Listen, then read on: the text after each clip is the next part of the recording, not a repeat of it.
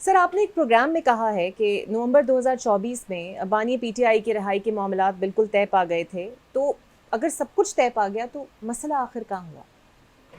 مسئلہ جو ہے وہ رات کو جب یہ رینجرز کا انسیڈنٹ ہوا تو اس وقت جو ہے صبح 9 بجے 26 کو مارننگ میں بیرسٹر گور صاحب نے پھر جانا تھا، جو رات کے واقعے کی وجہ سے پھر انہوں نے مزید پیش رفت سے انکار کیا۔ تو کہیں نہ کہیں یہ رپورٹ ہوتا ہے کہ خان صاحب بہت دفعہ ایسے معاملات قریب آتے ہیں لیکن خان صاحب کا رویہ خود رکاوٹ بن جاتا ہے، آپ کی نظر میں ایسی وجہ ہے؟ اور حکومتی رہنما بھی کہتے ہیں کہ بانی خود جیل سے باہر نہیں آنا چاہتے۔ میرا خیال ہے 26 نومبر کے جو ثانیہ ہیں وہ شاید خدا کا لکھا ہوا تھا، لیکن 26 سے پہلے 25 تک حالات ٹھیک تھے اور بالکل دونوں اطراف جو ہیں بڑی خلوص کے ساتھ مصالحت کی طرف گامزن تھے۔ لیکن ماضی میں دو پہلے جو ڈائیلاگز ہوئے، ان ڈائیلاگز میں میں سمجھتا ہوں کہ شاید کہیں پر جو 3 نومبر کو ڈائیلاگ ہوئے اس میں شاید تھوڑا سا ہماری طرف سے میرا خیال ہے کہ ہم قاصر تھے کہ وجہ دیں کہ کیوں ہم خان کی رہائی کو کنکلوڈ نہ کر سکے۔ لیکن اس سے پہلے جو ڈائیلاگ ہوا تھا اس وقت شاید پی ٹی آئی کی قیادت بالخصوص خان صاحب جو ہیں وہ مشکوک تھے کہ شاید وہ ہمیں ڈائیلاگ میں کھینچ کے گویا ایک طرف سے ہمیں عوام کے سامنے ایکسپوز کریں گے کہ جی دیکھیں یہ تو ڈائیلاگ کر رہے ہیں۔ یہ پہلی دفعہ جو ڈائیلاگ ہوئے، دوسری دفعہ خلوص کے ساتھ تھے لیکن اس وقت ہم نے کمی کی، اور پھر تیسری دفعہ جو ہے شاید فطرت یا قدرت کو قبول نہیں تھا۔ البتہ ایک جو ڈائیلاگ تھے جو جس میں بسیط تھی اسٹیبلشمنٹ کی حکومت بھی ساتھ میں ہوگی، وہ پھر جب ڈائیلاگ شروع ہو گئے حکومت اور پی ٹی آئی کے مابین، تو ان ڈائیلاگ میں خان صاحب نے جو ہے وہ ضد کی کہ نہیں آگے نہیں بڑھنا ہے۔ تو یہ تقریباً 4 راؤنڈز ہو گئے اب تک۔ تقریباً 4 ہاں، راؤنڈ ہوئے۔ تقریباً 4 راؤنڈز ہو گئے۔ تو سر جب یہ 4 راؤنڈز ہو گئے ہیں تو پھر آپ کو لگتا ہے کہ خلوص کی کمی کہیں پی ٹی آئی کے جو اب کی قیادت ہے اس کی ول نہ ہونا، کہیں خان صاحب کی ضد کا ہونا، رویے کا ہونا، تو پھر وہ باہر کیسے آئیں گے؟ میرا خیال ہے یہ سب کچھ نہ ہوتا اگر پی ٹی آئی کی جو باہر قیادت ہے نا اس کے پاس اختیار ہوتا۔ پی ٹی آئی کی قیادت میں شاید بدقسمتی کہہ لے کہ کوئی ذمہ داری نہیں اٹھاتا ہے، یعنی سر کھجانے کے لیے بھی اجازت مانگنے کے لیے اڈیالہ کی طرف بھاگ جاتے ہیں۔ کاش کبھی بھی کسی بھی لمحے پہ تھوڑا سا اختیار ایزرٹ کیا ہوتا۔ تو سر اب یہ جو صوبے کی کابینہ اناؤنس نہیں کی جا رہی، آپ کے خیال میں یہ درست فیصلہ ہے سہیل آفریدی صاحب کا؟ کیونکہ ایک صوبہ جس کی اندر گورننس کے بھی معاملات ہیں، سیکیورٹی ہائی رسک پہ آئے روز ہم ایشوز اور واقعات دیکھتے ہیں، آپ کو لگتا ہے یہ صحیح اپروچ ہے کہ خان صاحب سے ملیں گے تو کابینہ بنائیں گے اور حکومت ملنے نہیں دے رہی؟ دیکھیں میں عرض کروں، حکومت تو ویسے خواہ مخواہ کی اڑدھرمی دکھا رہی ہے نا، کیا ان کو فائدہ ہوگا یا پھر نقصان ان کو کیا ہوگا؟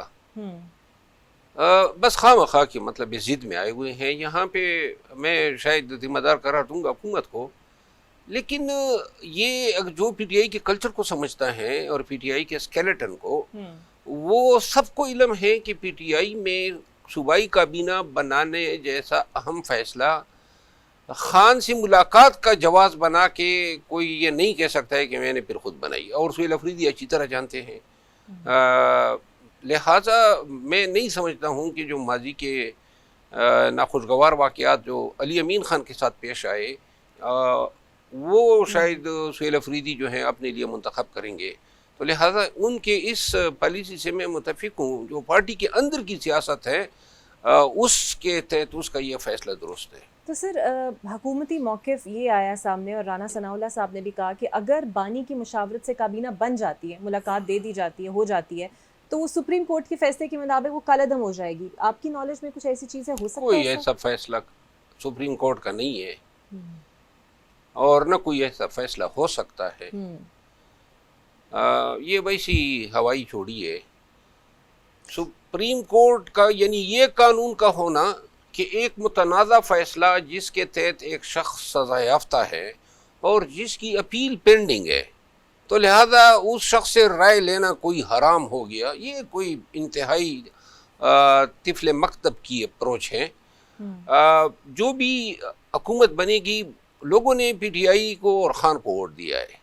اور حکومت آفر کر رہی ہے کہ بانی کو شفٹ کر دیا جائے گا بنی گالا اگر پی ٹی آئی ریکویسٹ کرتے. آپ کو لگتا ہے کہ ملاقات تو ہونے نہیں دیتی، شفٹ کرنے کی باتیں کر رہی ہے، تو اتنی کوئی سیاسی بیان بازی ہے، کوئی سنجیدہ آفر سمجھیں اسے پی ٹی آئی؟ یہ میرے خیال میں ڈاکٹر صاحب کا، طارق فضل صاحب نے فرمایا. ہاں ان کا بیان ہے، لیکن جو مجھے اس بیان کو سن کے پہلی جو ڈائیلاگ ہیں وہ یاد آتے ہیں. اور یعنی کہ آپ کو یاد ہوگا جب حکومت کے ساتھ مذاکرات ہو رہے تھے تو ایک وقت پہ انہوں نے کہا جی مذاکرات لکھ کر دو، جبکہ آمنے سامنے بیٹھے تھے. بالکل ایسے ہی اور لکھ کر دینے سے مراد یہ تھی تاکہ ہم عوام کو بتا سکے کہ دیکھیے، اور وہ لکھ کے نہیں دے رہے تھے، نہیں لکھ کر دے رہے تھے کہ خان سے اجازت لینی ہے، اور پھر خان نے کہا تھا کہ لکھ کر دے دیتے. لیکن اس میں بھی حکومت کا موقف یہی تھا کہ دیکھیں ہم حکومت عوام کو یہ بتانا چاہتے ہیں کہ جس حکومت کو یہ مینڈیٹ چور حکومت کہہ رہی ہے اسی حکومت کو لکھ کر مطالبے دے رہے ہیں. تو یہ جو ابھی انہوں نے بات کی ہے نا کہ ہمیں لکھ کر دیں، تو بیسیکلی اس کے پیچھے سیاسی محرکات ہیں. کوئی ٹرو انٹینشن مجھے نظر نہیں آتے ہیں کہ بعد میں کہا جائے کہ ڈیل کی کوشش کر رہے ہیں. نہیں، یہ ایک ڈیل کا آغاز ہوگا کہ دیکھیے جی وہ اپنے لیے آسانی مانگ رہا ہے اور جناب علی اس نے لکھ کر دے دیا ہے. تو اس کے بعد انہوں نے کرنا کیا تھا؟ انہوں نے دینا بھی نہیں تھا. انہوں نے وہ گندا کرنے والی بات ہے، انہوں نے کہنا تھا کہ دیکھیے جی وہ بانی تو یہ درخواستیں لے کر پھر رہا ہے لیکن ہم ان کو شفٹ نہیں کر رہے ہیں. اچھا سر، آپ کی نظر میں چونکہ آپ خان صاحب کے قریب بھی رہے ہیں، ایک بڑا انٹیگرل حصہ پی ٹی آئی کا رہے ہیں، سہیل آفریدی کو آگے کرنا یہ ایک سوچا سمجھا سیاسی اقدام تھا یا کوئی جذباتی رد عمل تھا جو خان صاحب نے دے دیا، یا پھر واقعی مراد سعید نے کہا جی اس کو لگا دیں تو وہ لگ گئے؟ ایک چیز تو مانی ہوگی، مراد سعید کا کافی اثر رسوخ ہے پی ٹی آئی میں، خصوصاً خان صاحب پہ، اس سے انکار نہیں کیا جا سکتا. دوسری بات یہ ہے کہ سہیل آفریدی کے آمد سے قبل علی امین خان کا جو دور ہے، اس دور میں علی امین خان کے حوالے سے اتنی غیبت ان کے کانوں میں ڈالی گئی یا کی گئی، اور اتنی کسر پسر اور اتنے مطلب ہے کہ الزام تراشیاں کی گئی، خصوصاً میڈیا کو کچھ اپنے لوگوں نے استعمال کر کے علی امین خان کی ٹرولنگ کرائی، اور یوں اپنے یا تو پی ٹی آئی کے اندر سے لوگوں نے، پی ٹی آئی کے اندر اور خان کے بڑے نزدیکی لوگوں نے، تو جس کے نتیجے میں جو ہے علی امین خان کو ایک دن بھی چین سے حکومت کرنا نصیب نہیں ہوا. پی ٹی آئی میں رزق حلال کرنا یا منصب حلال کرنا یہ کوئی آسان کام نہیں ہے. بالکل صحیح. تو سر یہ سہیل صاحب ویسے کس دھڑے سے ہیں؟ علیمہ خان کے دھڑے سے یا بشرا بی بی کی دھڑے سے؟ میرا خیال ہے کہ مراد سعید صاحب اور بشرا بی بی ایک ہی پیج پہ ہیں، اس دھڑے سے. تو کوشش شاید آئندہ وقت میں سہیل آفریدی پہ بھی اٹیک ہوں گے اپنے لوگوں کی طرف سے. سر تو اب تک وقت کی دیر ہے کب وار کرتے ہیں. ابھی تو چلیں ان کی اتنی ورکنگ ہمارے سامنے نہیں آئی سر، لیکن جتنا بھی ابھی آپ نے ان کو دیکھا ہے لیڈ کرتے ہوئے، تو ہو سکتا ہے ایک عام بہت ہی درینہ کارکن اور اسٹرگلنگ والا کارکن پی ٹی آئی کا خوش نہ ہو ان کی نامزدگی سے. ابھی تک ان کی پروگریس آپ کو کیا ریٹ کرتے ہیں آپ اسے؟ دیکھیں پی ٹی آئی میں یہ معنی نہیں رکھتا ہے، یہ دنیا کی پاکستان کی ایک علیحدہ ایک پارٹی ہے، یہاں معنی نہیں رکھتا ہے کہ کون کتنا پاپولر ہے کون کتنا نہیں ہے. یہاں معنی یہ رکھتا ہے کس کے سر پہ خان نے ہاتھ رکھا.